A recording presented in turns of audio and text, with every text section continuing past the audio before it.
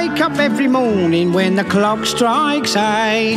I'm always punctual, never late. With a nice cup of tea, a little run of toast, the sporting life and a winning post. I get all nice and tidy, then I toddle off to work.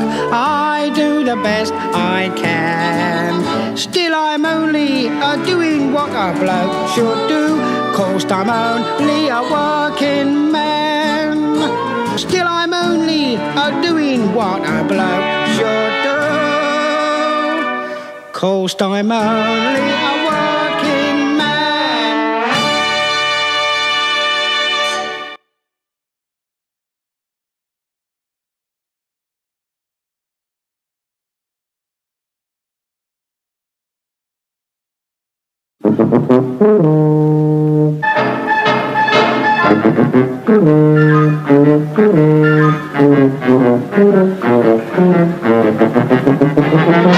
Introducing Tony Hancock, Sid James and Kenneth Williams in Tony Hancock the Worker.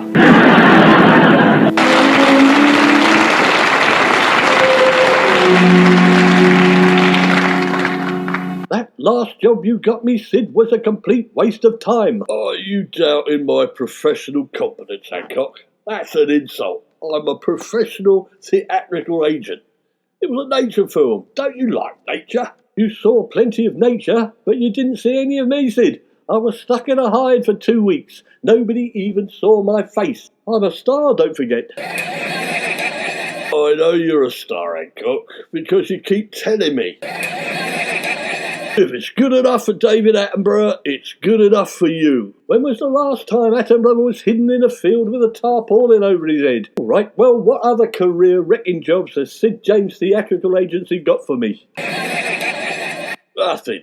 Times are hard. Nothing? But you're my agent. I rely on you, Sid. You told me you'd keep me in work for the rest of my life. Yeah, but that's what I tell all the actors. Sorry, Hancock, you're going to have to go on the old rock and roll for the foreseeable till things pick up. Good roll? You mean the dole? I can't go on the dole. I'm a professional actor. What happens if word gets round? Hancock's finished. Oh, is he? I'm not surprised, they'll say. You gotta live with it. Every actor has quiet spells, Hancock. Every actor you manage, you mean? So what about you? You're still working, aren't you? As it happens, I might have a new job lined up. Thanks for asking. Well, what is it? I can't tell you at the moment. It's all like hush-hush. I don't believe it. I'll see you at the Job Centre, Sid. Ha ha ha. You never know.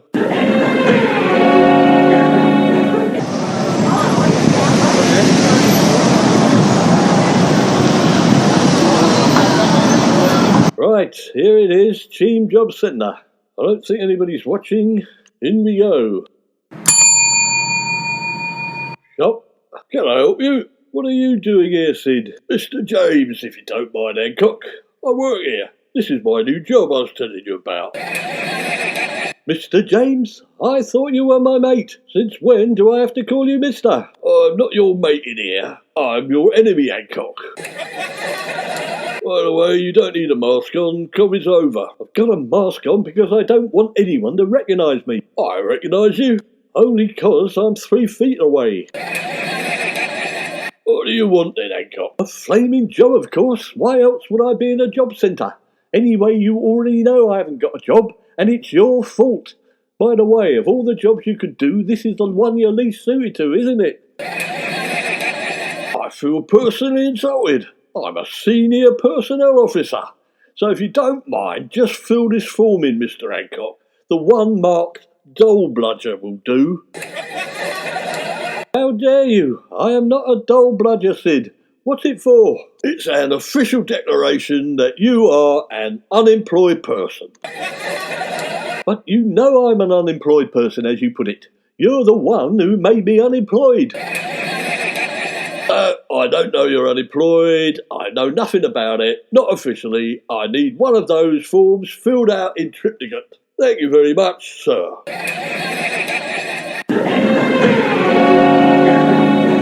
Well, here you are, Jobsworth. A declaration that I am an out-of-work person. Now, although it goes against the grain, I'd like a job, please. We ain't got any. So why did I just fill out that form then? What's the point of being in a job centre if you haven't got any jobs? Sorry, sir, I have to disagree with you there. I managed to get one, didn't I? But then I'm not a sponger, am I? And I am not a sponger. What on earth is the point in giving you a job just to tell me that I can't have one? If you come back tomorrow, sir, we've got a load of bar jobs coming in and some fruit and veg picking. Is that it? No, I can't take any of those. They're beneath me, a man of my status and experience. I must warn you, Mr. Hancock, that if you refuse a job, we'll have to cut your benefits. I said you were a dole scrounger. Nonsense. I am not a work-shy layabout. I don't want to go on the dole. I don't want Mr. Hunt thinking I'm one of those people on benefits who aren't trying to get a job. Come back tomorrow and tell me whether it will be turnips, hops or raspberries. Lee Anderson says you've got to get off your arse and pick some flaming fruit. If you keep insulting me, sir, I'll have you thrown out.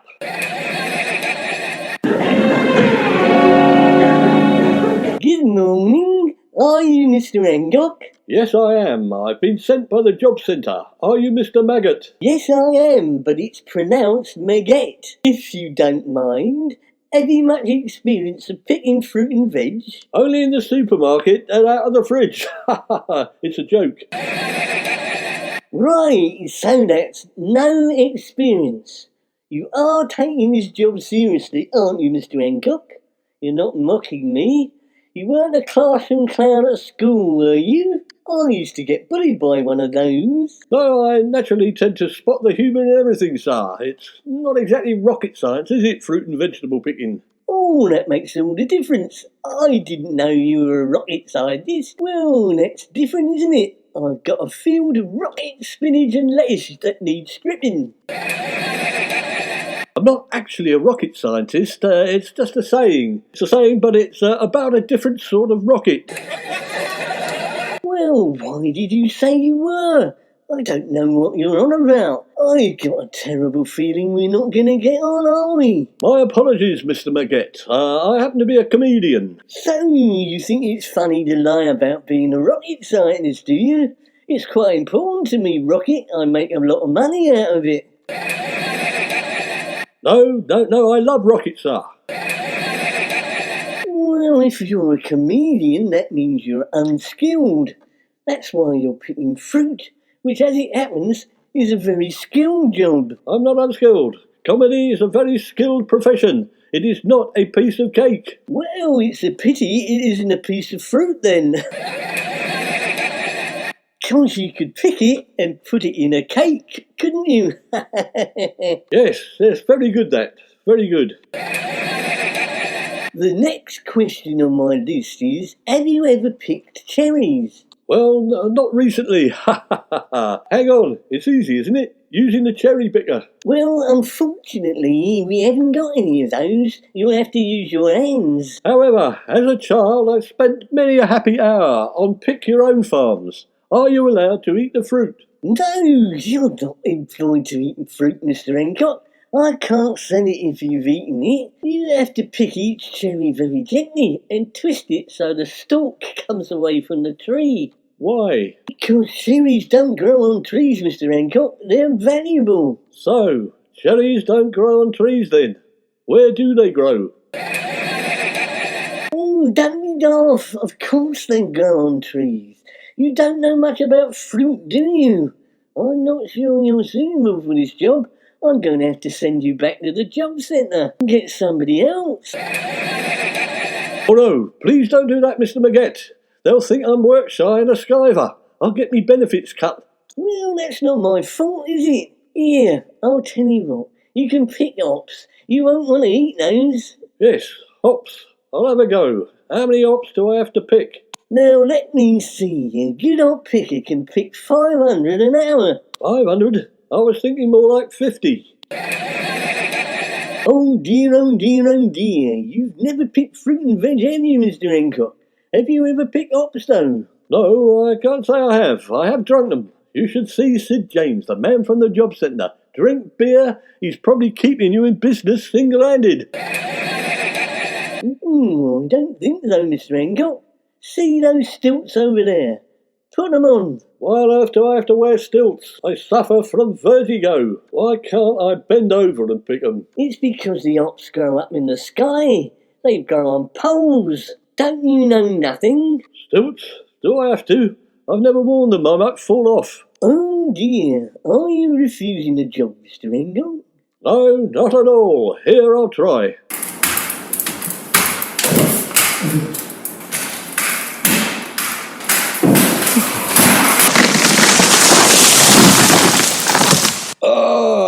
I've done me back in. It's your fault. Oh dear, you're useless.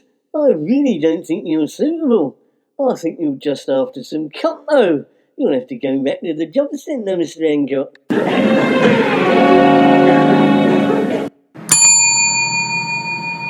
Sharp. So, what can I do for you, sir? I've been fired from that ridiculous circus of a job you found for me, Sid. They made me wear stilts like I was some clown. Well, apparently Mr. Majet said you had to be carried off on a stretcher. He reckons you made yourself intentionally unemployed. Well, as it happens, I've been unintentionally in A&E for 12 hours. Tell Maget I want back pay. You can't have back pay, you haven't started work yet. Because I've done me back in, of course.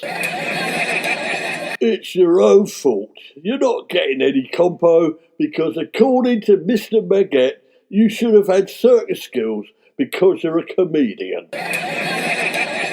Nonsense. There was no health and safety there at all. I've never had a day off sick in my life. Well, what about last year when you pulled out of appearing in an episode of Casualty? I couldn't appear in Casualty because I was an actual casualty. I had appendicitis and was in hospital. I even offered to take you round to the studio in my car. You wouldn't even have had to change out of your pyjamas.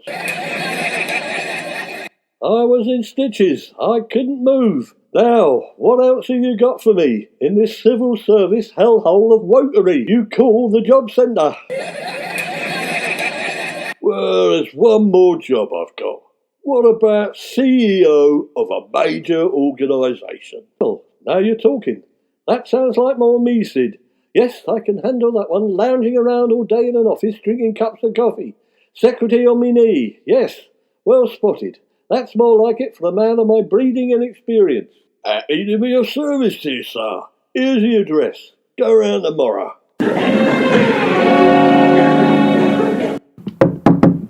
Good morning. Oh, it's you again. I might have come to the wrong place. Sorry. Oh, wait there. You've come for the job of the CEO, haven't you? Yes, that's right, as it happens. Then you've come to the right place, haven't you? I need a CEO for my circus. So you have a circus as well as a fruit and veg business, do you? Yes, that's right. I'm diversifying. Oh, good. So just let me check. So that's 20 hours a week and £40,000 salary. That's correct. I'm a really generous man when you get to know me. Oh, good. Well, this is going a bit better. So what do I have to do? See those stilts over there?